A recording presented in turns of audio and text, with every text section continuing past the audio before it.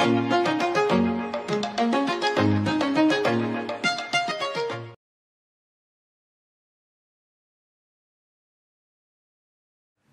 достар, ертегілер еліне саяхат атты бағдарламамызға қош келдіңіздер.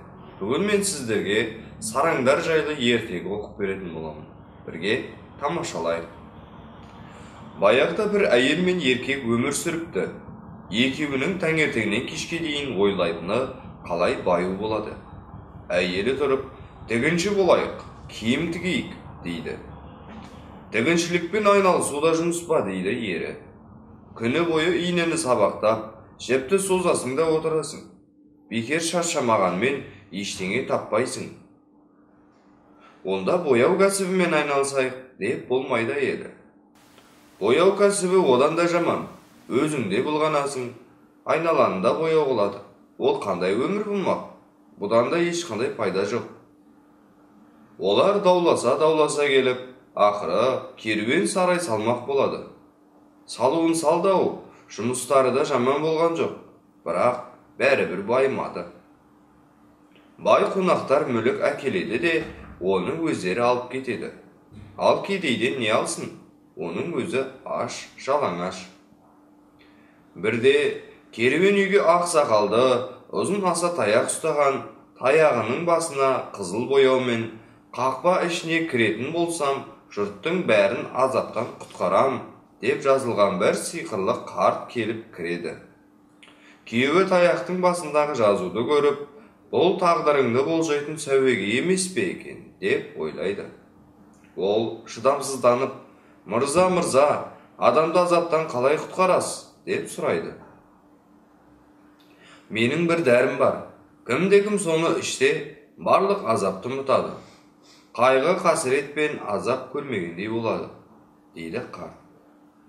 Қарттың бұл сөзін күйеуі мен әйелі естіп, сол сиқырлы дәріңізді сатыңыз деп өтіне бастайды. Қарт келісіп, жарты лән өлшеп береді. Әйелі дәріні алып күйеуіне, біз енді қайткенде де байимыз. Бай қонақтардың күшіне немесе шайына осы ұнтақтан саламыз, сонда олар өздерінің қаптары мен теңдерін ұмытып кетеді, дейді. Сәтін салып, келесі күні керуен үйге бір бай көпес келіп кіреді. Қолдиының сырты үнжумен, қаптары жұттықпен, жәшіктері көгілдір асыл таспен, маржанмен қапталған. Ал алтын, күміс әшекейлері тіпті көп ақ. Сараң қожайындардың көздері жайнап кетеді. Көпестің бөлмеге орналасып, асыл тастарын жинастырып жатқан күйеуі көріп тұрған кезде, әйелі ас үйде қонақтың шайына күрішке удың ұнтағын салып жібереді.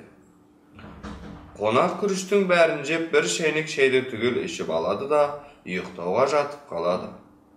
Шыдамсызданған сараң қожайындар түні бойы көз ілмей дірілдеумен болады. Таңертең көпес кетісімен оның жатқан бөлмесіне кіріп, ақтарып, төңкеріп іздеп ештеңе таба алмайды.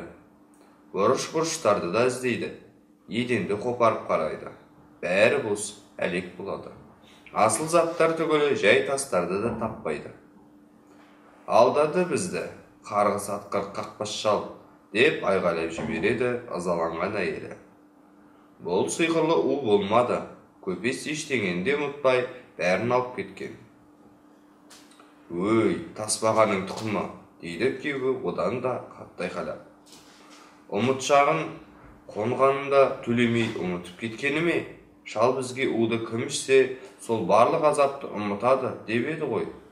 Ал біз оның сөзін дұрыс түсінбеппіз. Сыңайы, сараңдық ақылыңнан адастырған болуы керек. Я достар, осымен біздің ертегіміз аяқталды. Әр аптаның сәрсенбі күні жолыққанша аман сау болайық.